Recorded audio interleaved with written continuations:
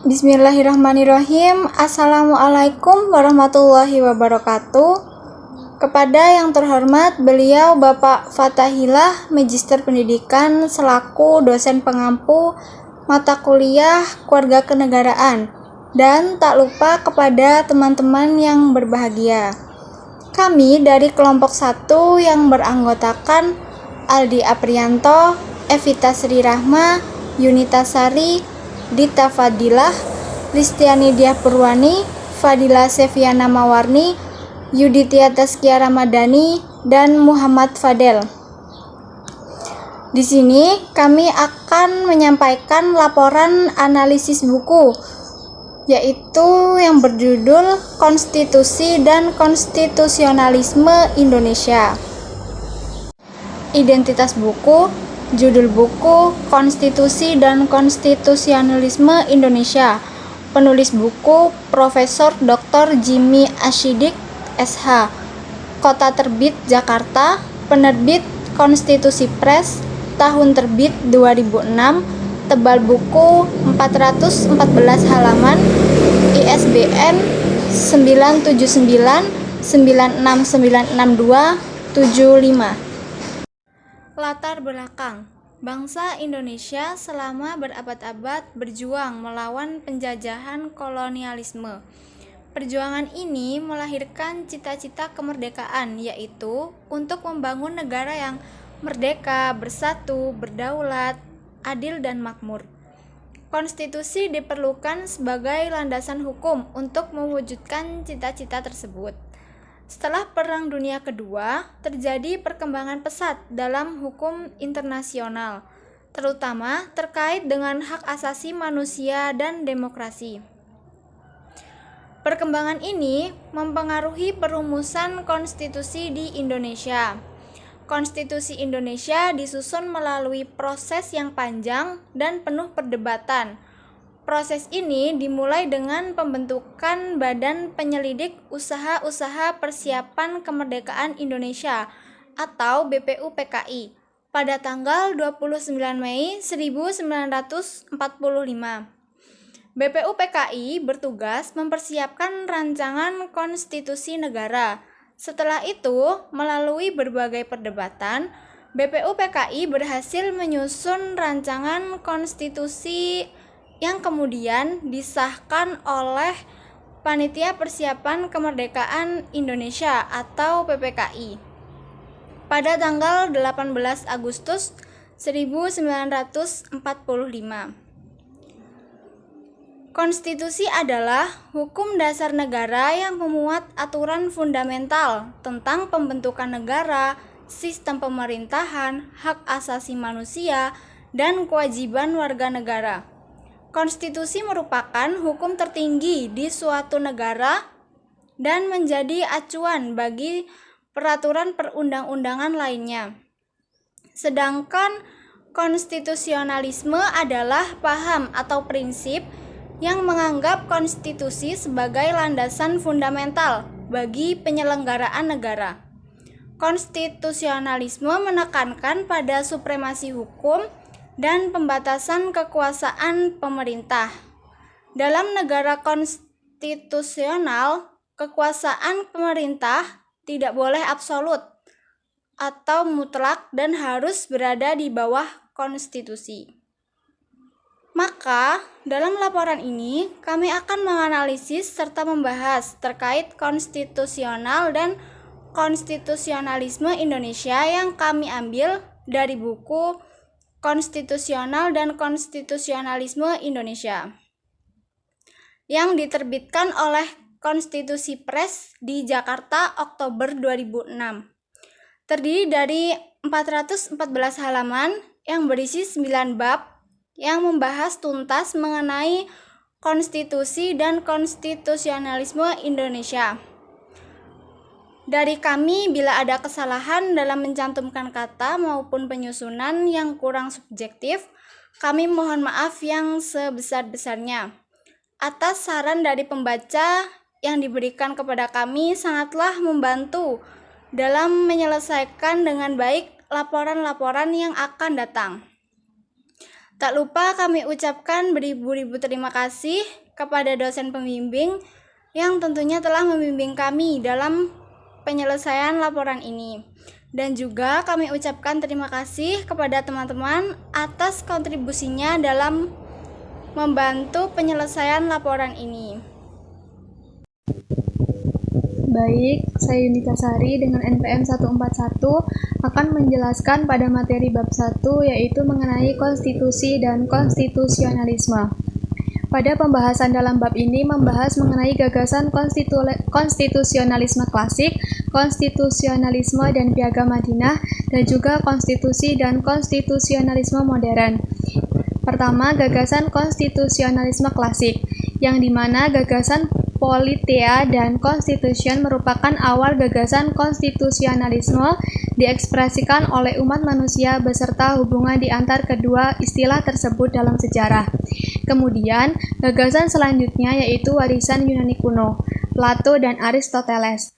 Menurut Aristoteles, klasifikasi konstitusi tergantung pada tujuan yang ingin dicapai oleh negara dan jenis otoritas yang dijalankan oleh pemerintah mereka. Aristoteles juga membedakan antara right constitution dan wrong constitution dengan ukuran kepentingan bersama itu. Jika konstitusi diwujudkan untuk kepentingan bersama, maka konstitusi itu disebut sebagai konstitusi yang benar. Begitu pula sebaliknya. Kemudian gagasan konstitusionalisme yang ketiga yaitu warisan Cicero Romawi kuno. Konstitusi dipahami sebagai sesuatu yang berada di luar dan bahkan di atas negara. Tidak seperti masa sebelumnya, konstitusi dipahami sebagai lex yang menentukan bagaimana bangunan kenegaraan harus dikembangkan sesuai dengan prinsip the higher law. Baik, selanjutnya yaitu konstitusionalisme dan Piagam Madinah. Piagam tertulis pertama dalam sejarah umat manusia yang dapat dibandingkan dengan pengertian konstitusi dalam arti modern adalah Piagam Madinah. Para ahli menyebut Piagam Madinah ini dengan istilah yang bermacam-macam. Zainal Abidin Ahmad memakai perkataan piagam sebagai terjemahan dari kata al-sahifah. Nama al-sahifah merupakan nama yang disebut dalam naskah piagam itu sendiri. Kata ini bahkan disebut banyak 8 kali dalam teks piagam perkataan Sartre. Sesungguhnya identik dengan piagam dalam bahasa Indonesia. Sedangkan perkataan treaty dan agreement lebih berkenaan dengan isi piagam atau charter. Namun fungsinya sebagai dokumen resmi yang berisi pokok-pokok pedoman kenegaraan menyebabkan piagam itu tepat juga disebut sebagai konstitusi, seperti yang dilakukan oleh Montgomery Wade atau seperti yang dilakukan oleh Zainal Abidin Ahmad seperti yang ada di atas.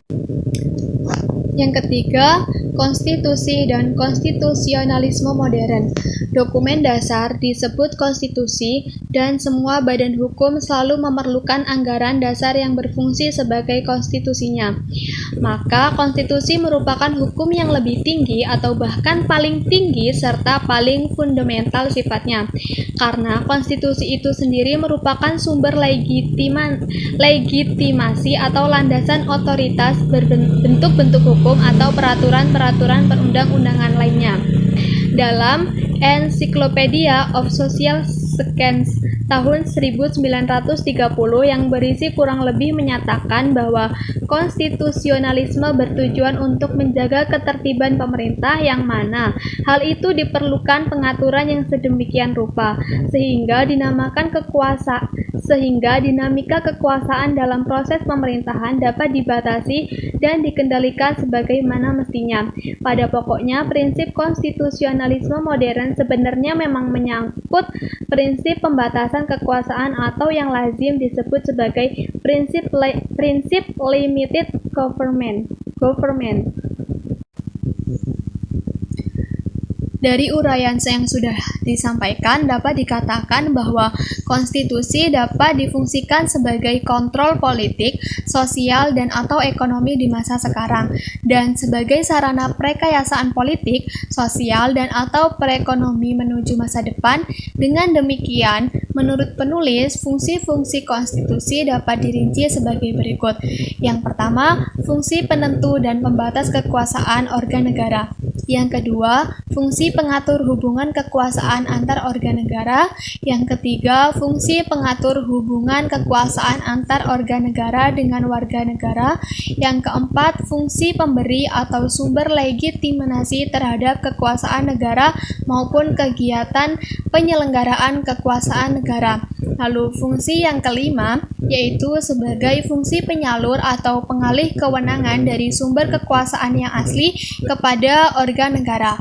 Lalu fungsi yang keenam, fungsi simbolik sebagai pemersatu.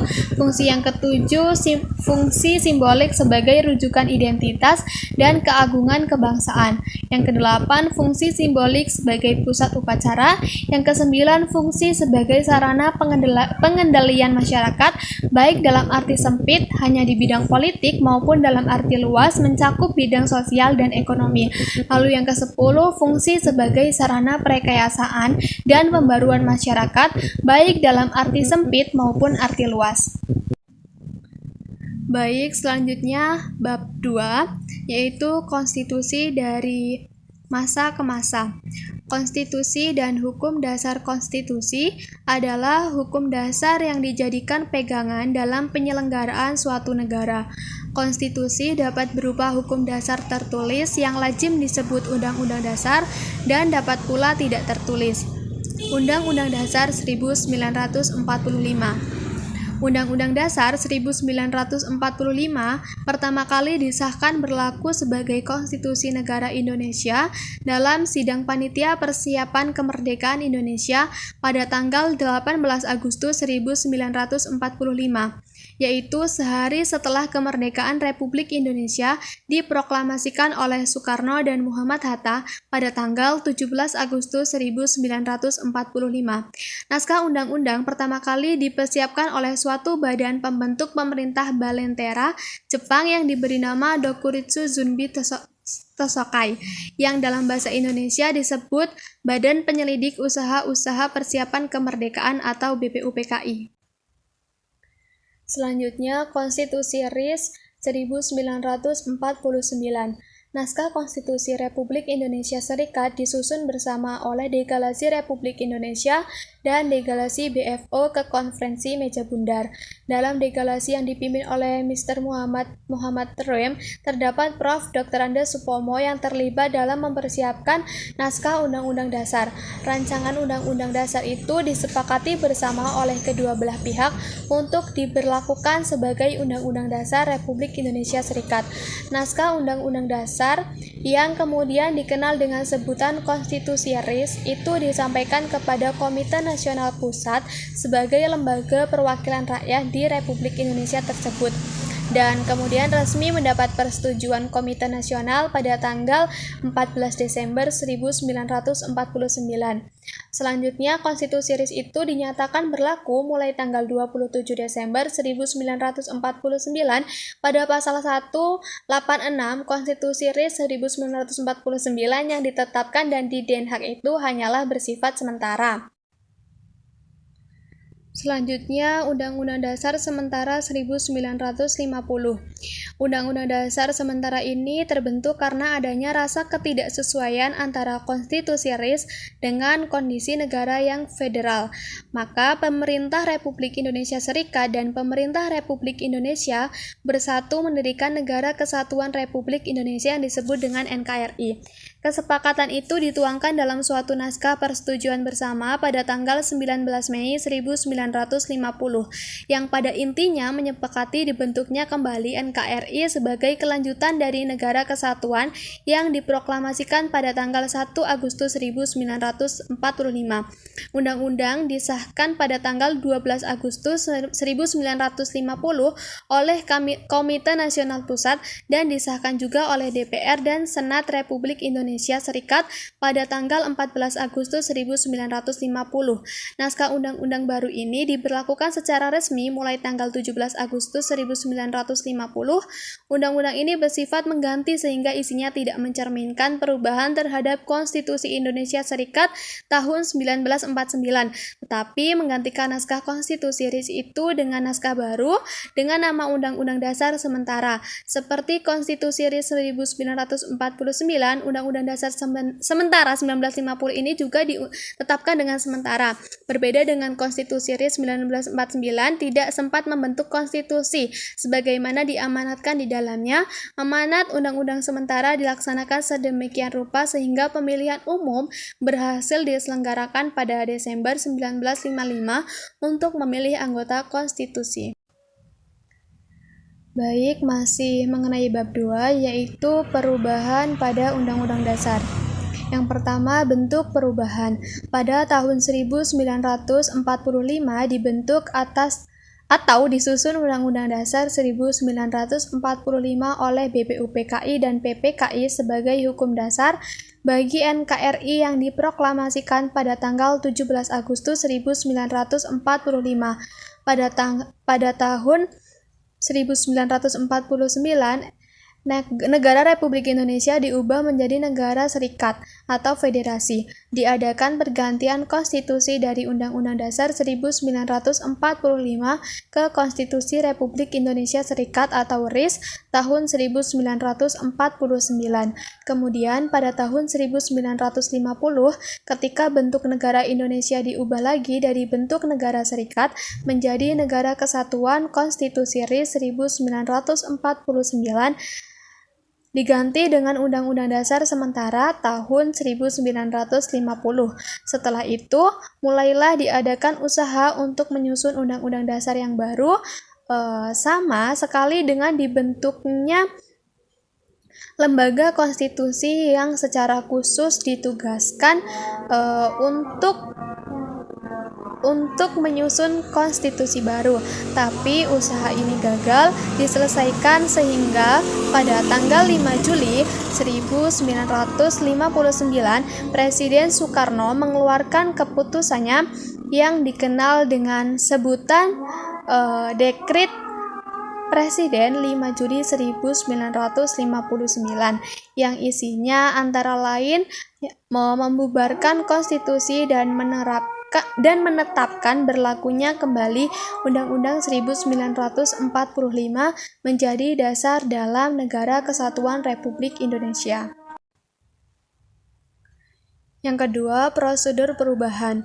Secara teoritis normatif, Undang-Undang Dasar Republik Indonesia tahun 1945 disebut sebagai konstitusi yang fleksibel atau tidak rigid, karena untuk mengubah Undang-Undang Dasar tertuang dalam pasal 37 Undang-Undang Dasar sebelum perubahan menentukan prosedur 2/3 kali 2/3, yaitu forum MPR dianggap berwenang mengubah Undang-Undang Dasar apabila dihadiri sekurang-kurangnya 2/3 jumlah anggota majelis, dan putusan dianggap sah apabila didukung atau disetujui oleh sekurang-kurangnya 2/3 anggota yang hadir. Lalu yang ketiga ada 4 perubahan. Pertama, Undang-Undang 1945 telah mengalami 4 perubahan, yaitu perubahan pertama pada tahun 1999, perubahan kedua pada tahun 2000, perubahan ketiga tahun 2001, dan perubahan keempat tahun 2002. Dalam 4 kali perubahan itu, materi Undang-Undang Dasar 1945 yang asli telah mengalami perubahan materi yang dapat dikatakan sangat mendasar secara substansif.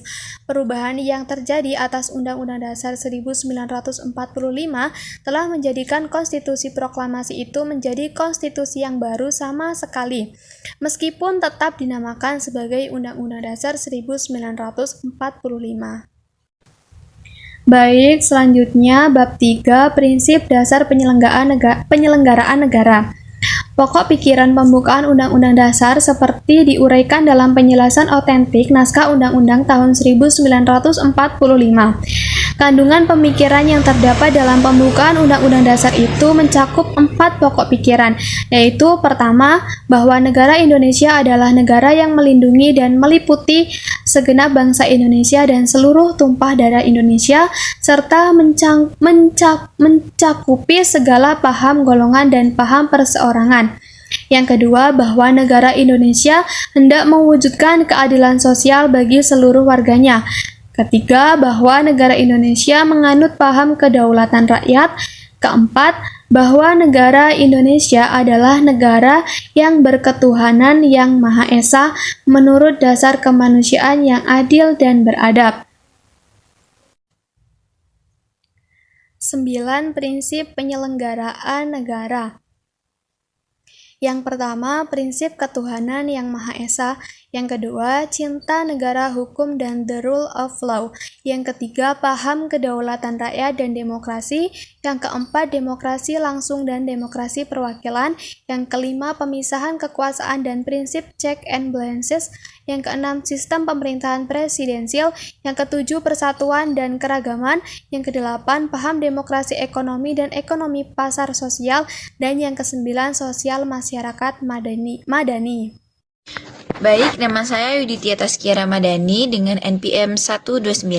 Di sini saya akan melanjutkan presentasi di bab 4, yaitu mengenai prinsip ketuhanan, kemanusiaan, dan keadilan. Perumusan prinsip ketuhanan itu ada 2. Yang pertama, cinta ketuhanan dan demokrasi. Bangsa Indonesia menganut paham kedaulatan Tuhan Yang Maha Esa, sekaligus dengan pemahaman kedaulatan rakyat dan kedaulatan hukum dalam satu kesatuan sistem konstitusional yang modern. Paham ketuhanan Yang Maha Esa mengharuskan kita mengakui kemahaesaan atau kekuasaan Tuhan Yang Maha Esa. Artinya, Tuhanlah yang sebenarnya berdaulat atas peri kehidupan kita seluruhnya. Dan yang kedua, hukum dan persoalan syariat Islam. Prinsip ketuhanan Yang Maha Esa pertama-tama dirumuskan sebagai salah satu dasar kenegaraan dalam pembukaan Undang-Undang Dasar 1945. Dalam kalimat pembukaan itu dinyatakan berdasarkan ketuhanan Yang Maha Esa. Rumusan ini berasal dari perkataan dan kewajiban menjalankan syariat Islam bagi pemeluk-pemeluknya. Dalam rumusan Piagam Jakarta, 7 kata tersebut kemudian dicoret karena terus-terusan menimbulkan perdebatan dan kesalahpahaman. Terdapat 3 kelompok yang mendebatkan terkait 7 rumusan kata tersebut. Di antaranya, kelompok pragmatis, kelompok idealis, dan kelompok yang berpendapat lebih realistis. Memasuki bab 5, yaitu mengenai cita demokrasi dan nomokrasi. Yang pertama, gagasan kedaulatan. Kedaulatan merupakan konsep yang bisa dijadikan objek dalam filsafat, politik, dan hukum kenegaraan. Di dalamnya terkandung konsepsi yang berkaitan dengan ide kekuasaan tertinggi yang dikaitkan dengan negara. Dari segi bahasa, perkataan kedaulatan itu sendiri dalam bahasa Indonesia sebenarnya berasal dari bahasa Arab, yaitu dari kata daulat dan dulatan, yang dalam makna klasiknya berarti pergantian, peralihan, atau peredaran. Dalam pengertian klasik, konsep kedaulatan dipakai untuk menyebut kurun waktu kekuasaan dan dinasti. Kedaulatan dalam pandangan klasik tidak dapat dipisahkan dari konsep negara. Tanpa kedaulatan, apa yang dinamakan negara itu tidak ada. Jadi sudah sangat jelas ya bahwasanya kedaulatan itu sangat penting bagi negara. Karena itu tidak berjiwa. Manstey menurut Bodin adalah the most high, absolute, and perpetual power of the citizen and subject in a commonwealth. Pertama, kedaulatan itu bersifat mutlak. Yang kedua, bersifat abadi, dan karena itu juga harus bersifat utuh. Karena pentingnya kedaulatan bagi negara, makanya kedaulatan itu bersifat mutlak, abadi, dan juga utuh. Dan tak terbagi-bagi atau terpecah-pecah, serta bersifat tinggi dalam arti tidak terderivasikan dari kekuasaan yang lebih tinggi lagi. Lalu demokrasi dan kedaulatan rakyat. Di zaman modern sekarang ini, hampir semua negara mengeklaim menjadi penganut dalam demokrasi. Seperti dapat diketahui dari penelitian Amos J. pada tahun 1950 dari 83 Undang-Undang Dasar Negara yang diperbandingkannya. Terdapat 74 negara konstitusinya secara resmi menganut prinsip kedaulatan rakyat, 90% dalam prinsip kedaulatan rakyat. Kekuasaan tertinggi dalam suatu negara dianggap berada di tangan rakyat negara itu sendiri. Kekuasaan itu pada hakikatnya berasal dari rakyat, dikelola oleh rakyat dan untuk kepentingan seluruh rakyat itu sendiri. Lalu demokrasi ekonomi. Kedaulatan rakyat di bidang ekonomi. Dalam bidang politik dan bidang ekonomi, rakyatlah yang berperan sebagai pengambil keputusan tertinggi. Karena itu, dalam hubungannya dengan subject and sovereign, kedua, pengertian kekuasaan di bidang politik dan di bidang ekonomi tidak dapat dipisahkan. Kedaulatan rakyat di bidang politik disebut demokrasi politik, sedangkan kedaulatan rakyat di bidang ekonomi disebut demokrasi ekonomi. Menurut paham liberal, kedaulatan hanya ada di bidang politik, sedangkan nasib mereka di bidang ekonomi diserahkan kepada keuletan dan kemauan masing-masing pribadi untuk bekerja keras serta berkompetensi dengan sesamanya dalam mekanisme pasar bebas. Setiap manusia bertanggung jawab atas dirinya sendiri. Nah, poin penting di bagian demokrasi ekonomi yaitu setiap manusia itu bertanggung jawab atas dirinya sendiri. Masyarakat juga masing-masing pribadi untuk bekerja keras serta berkompetensi dengan sesamanya dalam mekanisme pasar bebas. Jadi poinnya yaitu setiap manusia bertanggung jawab atas dirinya sendiri. Lalu, nomokrasi dan konsep negara hukum. Nomokrasi berasal dari perkataan nomos atau kratos. Perkataan nomokrasi dapat dibandingkan dengan demos dan kratos atau kratian dalam demokrasi. Nomos berarti norma, sedangkan kratos adalah kekuasaan. Istilah nomokrasi berkaitan erat dengan ide kedaulatan hukum atau prinsip hukum sebagai kekuasaan tertinggi. Profesor Utrecht membedakan antara negara hukum formil atau negara hukum klasik dan negara hukum material atau negara hukum modern. Negara hukum formil menyangkut pengertian hukum yang bersifat formil dan sempit, yaitu dalam arti perundang-undangan tertulis. Sedangkan yang kedua, yaitu negara hukum material yang lebih mutakhir, mencakup pula pengertian keadilan di dalamnya. Dari banyaknya uraian, penulis buku merumuskan kembali adanya 12 prinsip pokok negara hukum yang berlaku di zaman sekarang. Ke-12 prinsip pokok itu merupakan pilar-pilar utama yang menyangga berdiri tegaknya suatu negara modern sehingga disebut sebagai negara hukum dalam arti yang sebenarnya. 12 prinsip pokok negara hukum modern tersebut yaitu yang pertama, supremasi hukum. Yang kedua, persamaan dalam hukum. Yang ketiga, asas legalitas. Yang keempat, pembatasan kekuasaan. Dan yang kelima, organ-organ eksekutif independen. Dan yang keenam, peradilan bebas dan tidak memihak.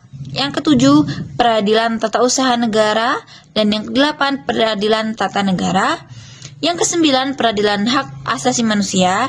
Yang kesepuluh, bersifat demokratis. Yang ke-11 berfungsi sebagai sarana mewujudkan tujuan bernegara. Dan yang ke-12, transparansi dan kontrol sosial. Lalu saya lanjutkan masuk ke bab 6, mengenai organ negara dan pemisahan kekuasaan. Kedaulatan dan pembatasan kekuasaan. Dalam rangka pembahasan tentang organisasi dan kelembagaan negara, hal pokok dapat dimulai dengan mempersoalkan hakikat kekuasaan yang dilembagakan atau diorganisasikan ke dalam bangunan kenegaraan.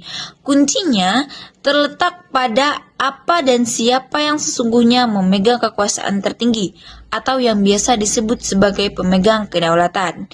Dalam Undang-Undang Dasar 1945, perubahan kedua, prinsip pemisahan kekuasaan secara horizontal mulai dianut oleh para perumus perubahan Undang-Undang Dasar seperti tercermin dalam perubahan Pasal 5 dan Pasal 20 oleh para perumus perubahan Undang-Undang Dasar, seperti tercermin dalam perubahan Pasal 5 atau prinsip pembagian kekuasaan atau pemisahan kekuasaan ini penting untuk dijernihkan karena pilihan di antara keduanya sangat mempengaruhi mekanisme kelembagaan dan hubungan antar lembaga negara secara keseluruhan. Prinsip-prinsip pemisah atau pembagian kekuasaan itu dimaksud untuk membatasi kekuasaan negara dari kemungkinan menjadi sumber penindasan atau tindakan sewenang-wenang pada penguasaan, pengaturan, dan pembatasan kekuasaan. Inilah yang menjadi ciri konstitusionalisme dan sekaligus tugas konstitusi. Sehingga kemungkinan tindakan kesewenang-wenangan kekuasaan dapat dikendalikan dan diminimalkan. Organ negara dan pemisahan kekuasaan, cabang kekuasaan legislatif yaitu ada 5. Yang pertama ada MPR, Majelis Permusyawaratan Rakyat, dan yang kedua Dewan Perwakilan Rakyat dan Daerah, yang ketiga Badan Pemeriksaan Keuangan BPK, dan yang keempat kekuasaan pemerintahan negara, yang kelima kekuasaan kehakiman MK, MK, dan KY. Cukup sekian presentasi dari bab 4, 5, dan 6. Saya dilanjutkan oleh rekan saya yaitu mengenai bab 7, 8, 9. Bab 7, bentuk negara kesatuan dengan negara otonomi luas.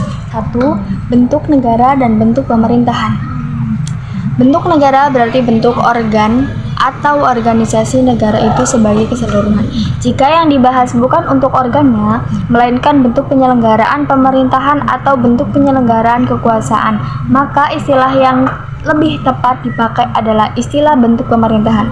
Istilah ini pun harus dibedakan pula dari istilah sistem pemerintahan yang menyangkut pilihan antara sistem presidensial atau parlementer atau sistem campuran. Dalam Undang-Undang 1945, pengaturan mengenai bentuk negara dan bentuk pemerintahan ini diatur dalam bab yang terdiri, yaitu bab 1 tentang bentuk dan kedaulatan. Dalam pasal 1 ayat 1 dinyatakan bahwa negara Indonesia ialah negara kesatuan yang berbentuk republik. Ayat 2-nya menegaskan kedaulatan berada di tangan rakyat dan dilaksanakan menurut Undang-Undang Dasar. Sedangkan ayat 3-nya menentukan negara Indonesia adalah negara hukum, khususnya mengenai bentuk negara sebagaimana telah ditentukan dalam pasal 1 ayat 1 tersebut. Tidak dikategorikan sebagai objek perubahan yang diatur mekanismenya dalam pasal 37 Undang-Undang Dasar 1945. Dalam pasal 37 Undang-Undang Dasar 1945 dinyatakan khusus mengenai bentuk negara kesatuan Republik Indonesia tidak dapat dilakukan perubahan. 2. Pasang surut desentralisasi. Pada bagian pembahasan ini membahas mengenai bagaimana proses pasang surut yang dialami oleh negara Indonesia dalam menegakkan kesepakatan diadakannya desentralisasi dan otonomi daerah.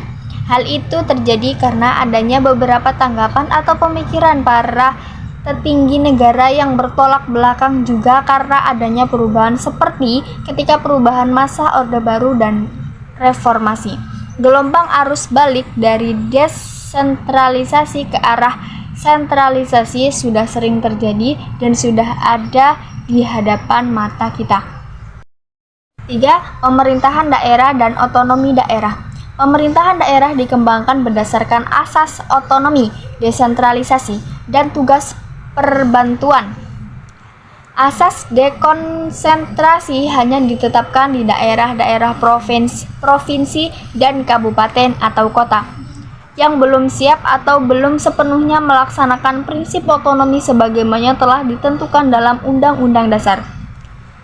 Berikut adalah prinsip-prinsip dasar yang dapat dijadikan paradigma pemikiran dalam menelaah berbagai kemungkinan yang akan terjadi di daerah, terutama dalam hubungannya dalam kegiatan investasi dan upaya mendorong tumbuhnya roda kegiatan ekonomi di daerah-daerah. 1. Otonomi, desentralisasi, dan integrasi nasional. 2. Otonomi, dekonsentrasi, dan demokratisasi. 3. Otonomi luas dan otonomi khusus. 4. Otonomi dan daya jangkau kekuasaan. 4. Bentuk dan susunan pemerintahan daerah.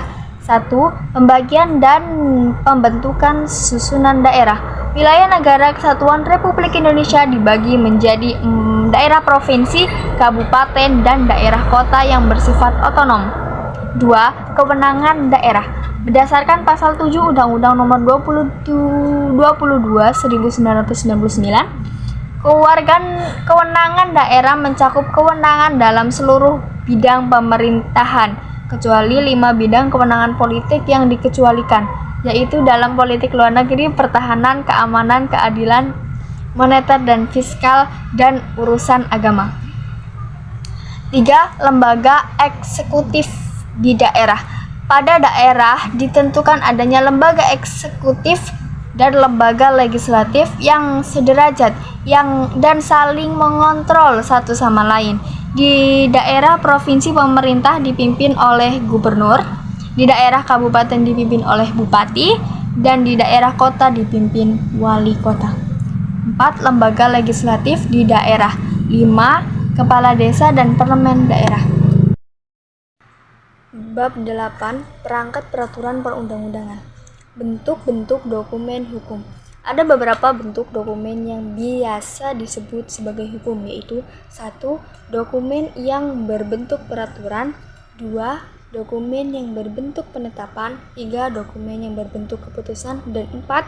Dokumen yang berbentuk akte perjanjian atau persetujuan.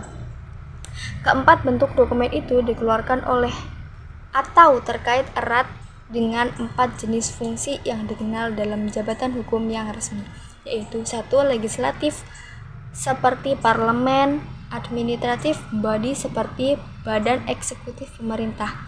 3. Judicial body seperti pengadilan atau seperti arbitrasi.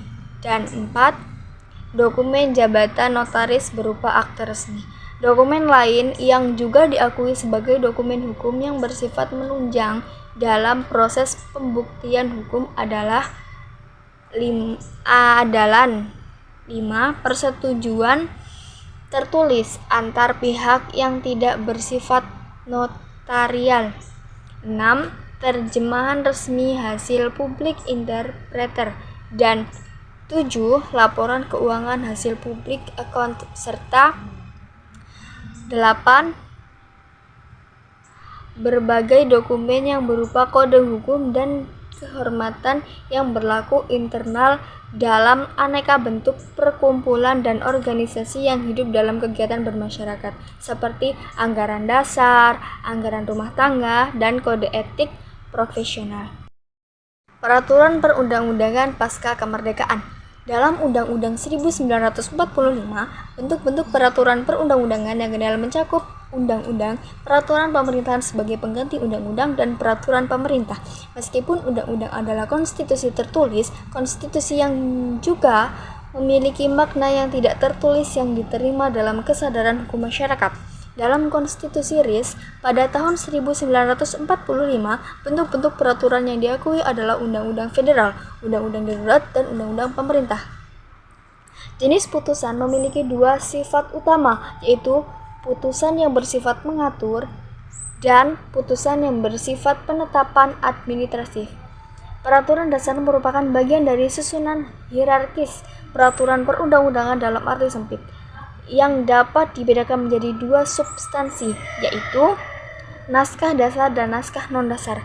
Dalam pengertian khusus, peraturan perundang-undangan merujuk pada seluruh susunan hierarkis peraturan hukum mulai dari undang-undang ke bawah. Produk legislatif dan produk administratif. 1. Pergeseran fungsi Parlemen Indonesia dan implikasi terhadap kegiatan legislasi. 2. Peraturan yang mengatur dan penetapan yang bersifat administratif. Yang pertama, peraturan dasar dan peraturan perundang-undangan. 1. Peraturan dasar. Peraturan dasar mempunyai kedudukan tinggi sebagai konstitusi dalam negara. Sedangkan peraturan perundang-undangan dalam arti khusus itu mencakup pengertian produk undang-undang dan produk-produk peraturan di bawah undang-undang.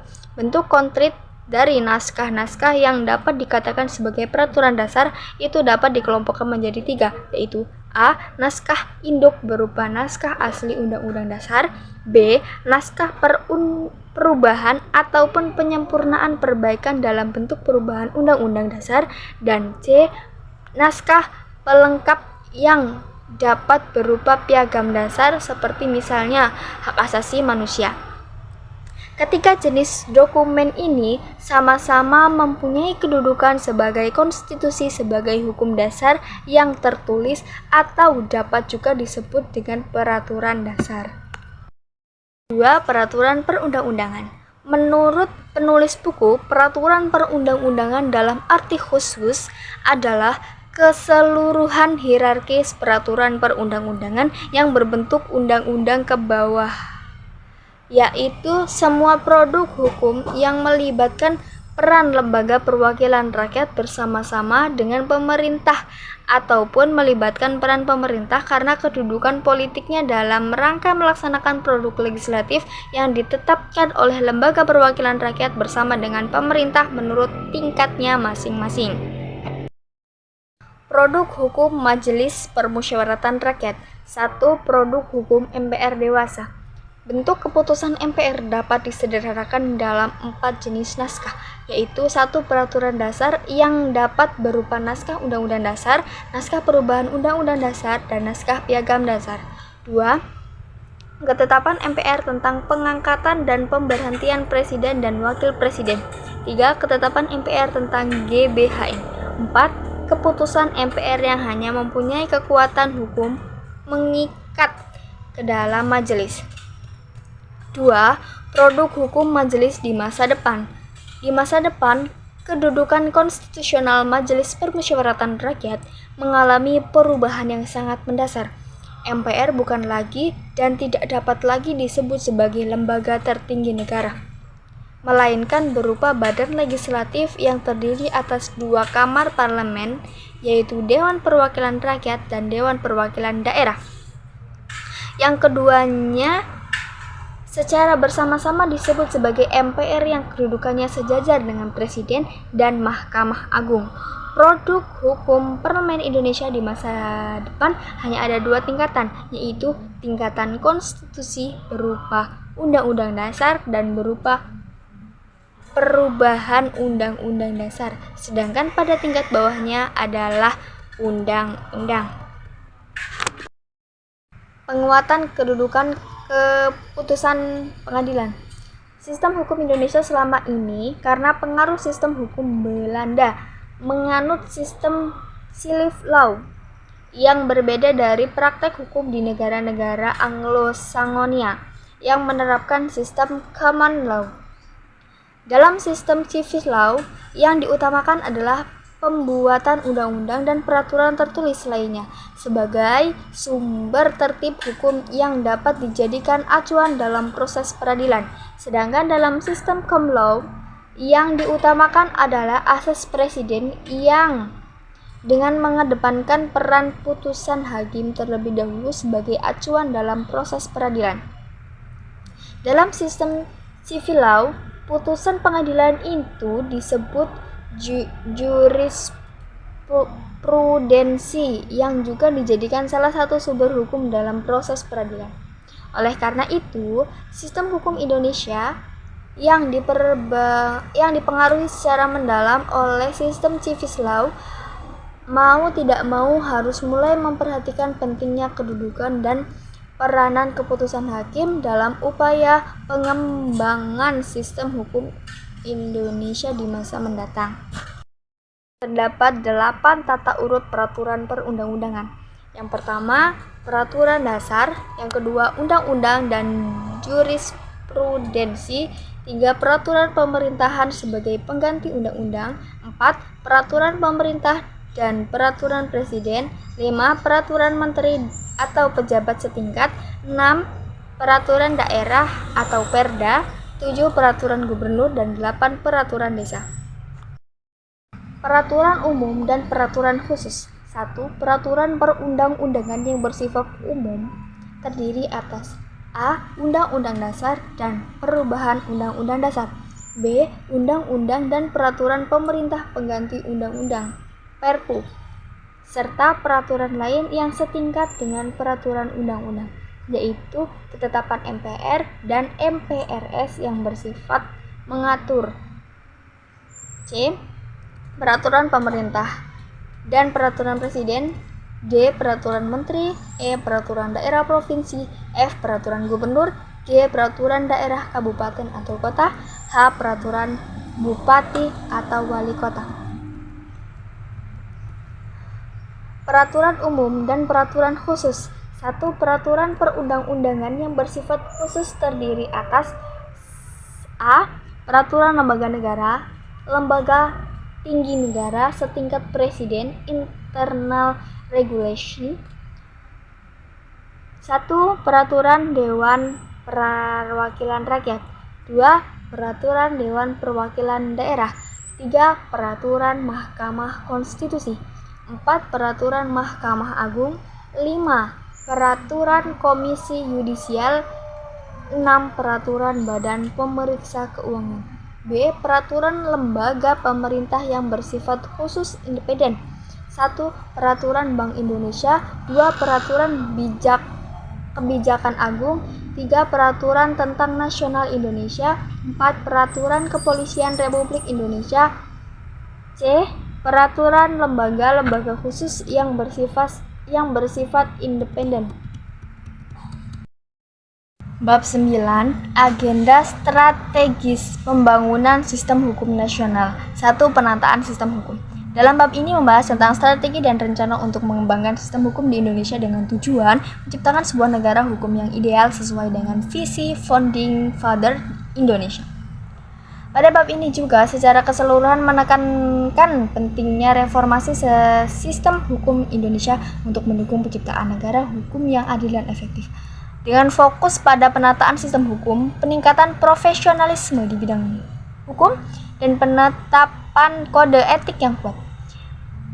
Pada pembahasan mengenai penataan sistem hukum, ditekankan pentingnya Indonesia sebagai negara hukum dengan mengembangkan sistem hukum yang komprehensif dan terintegrasi yang mencakup pembuatan hukum, penerapan hukum, peradilan, pendidikan hukum, dan pengelolaan informasi hukum. Sistem hukum ini harus melibatkan semua elemen negara dari tingkat pusat hingga daerah. Kemudian mengenai penataan pelembagaan hukum menyusul perubahan konstitusi, hukum ketatanegaraan Indonesia harus disesuaikan, termasuk penataan ulang institusi negara dan pemerintahan, serta organisasi masyarakat sipil dan sektor bisnis. Ini mencakup penataan ulang lembaga legislatif, eksekutif, yudikatif, dan lembaga independen dengan tujuan menciptakan efisiensi dan efektivitas dalam pemerintahan. Dari profesional hukum ditekankan pentingnya meningkatkan kualitas dan kesejahteraan para profesional hukum melalui sertifikasi, standarisasi, dan pendidikan terpadu. Ini termasuk legislator, perancang hukum, konsultan hukum, advokat, notaris, dan lain-lain dengan tujuan untuk meningkatkan profesionalisme di bidang hukum. Infrastruktur sistem kode etik positif membahas perlunya sistem etika yang ditegakkan secara positif melalui kode etik di sektor publik serta membentuk dewan kehormatan atau Komisi Etika untuk menegakkan kode etik tersebut. Ini bertujuan untuk memastikan integritas dan perilaku etis dalam berbagai organisasi dan lembaga. Kemudian ada beberapa poin penting juga terkait dengan agenda strategis pembangunan sistem hukum nasional. Yang pertama, diperlukan undang-undang yang mengatur berbagai aspek terkait dengan Kementerian Negara untuk mencegah Presiden melakukan pembentukan, perubahan, dan pembubaran organisasi departemen secara sewenang-wenang. 2. Setelah pembaruan konstitusi, perlu dilakukan penataan ulang terhadap struktur ketatanegaraan dan pemerintahan sesuai dengan desain Undang-Undang Dasar yang telah berubah, termasuk institusi di berbagai lapisan struktur negara dan masyarakat. 3. Pembentukan, perubahan, dan pembubaran organisasi Kementerian Negara harus diatur dalam undang-undang sesuai dengan pasal 17 ayat 4 Undang-Undang Dasar 1945. 4. Selain kegiatan pembuatan hukum dan penegakan hukum, penting juga dilakukan kegiatan pemasyarakatan hukum agar masyarakat memahami hak dan kewajiban secara hukum, sehingga hukum dapat efektif, tegak, dan ditaati.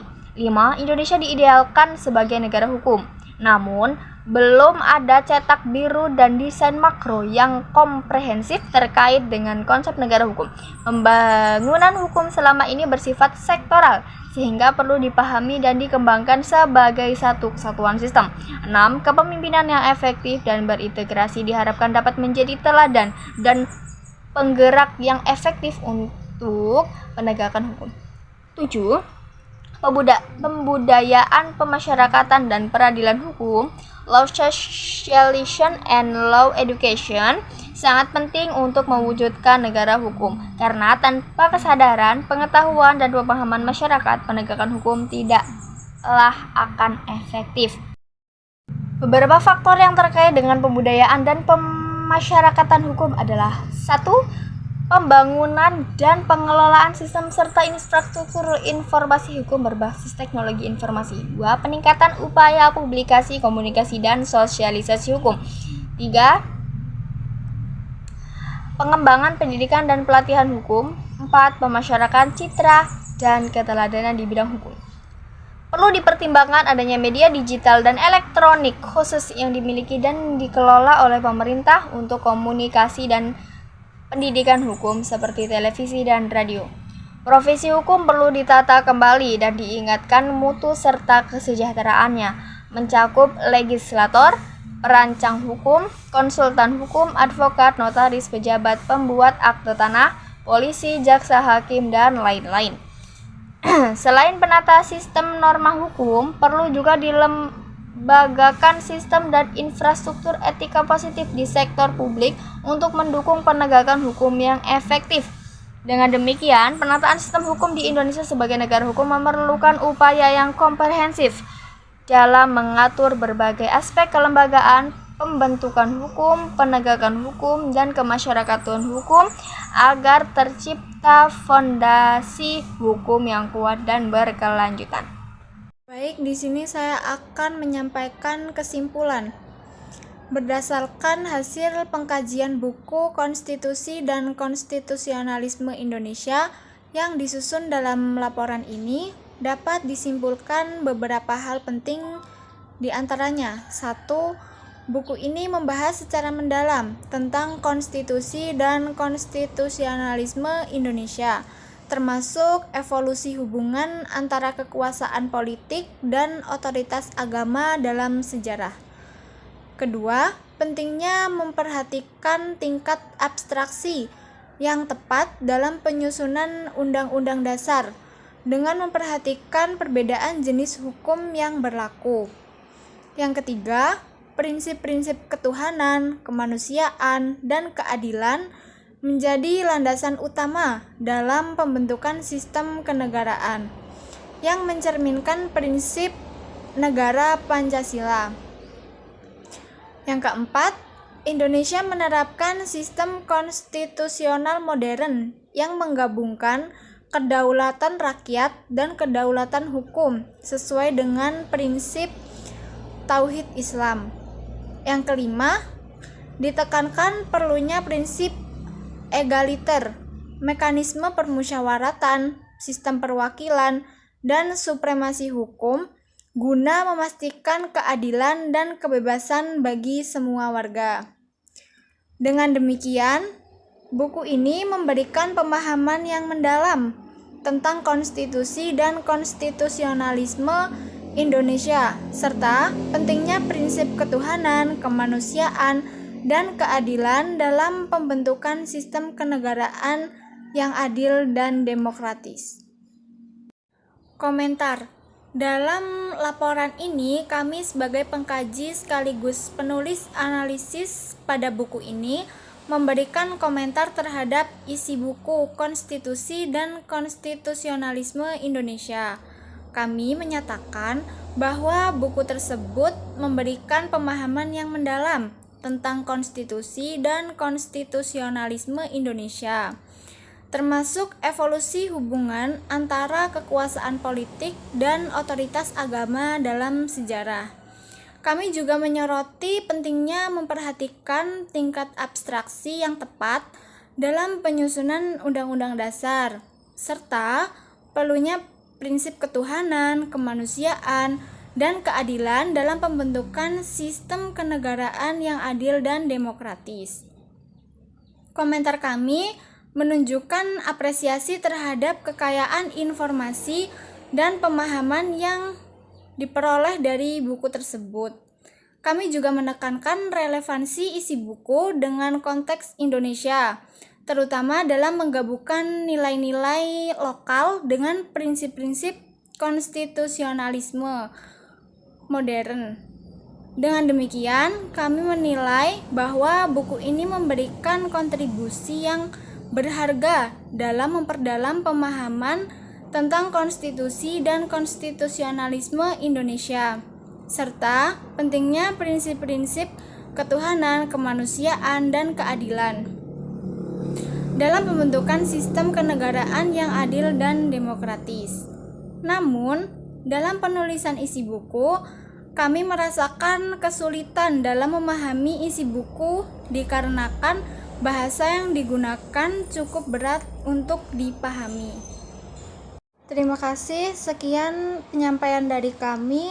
Apabila ada salah kata, kami mohon maaf, dan kepada Allah kami mohon ampun. Saya akhiri, billahi fisabilil haq, fastaqbil khairat. Wassalamualaikum warahmatullahi wabarakatuh.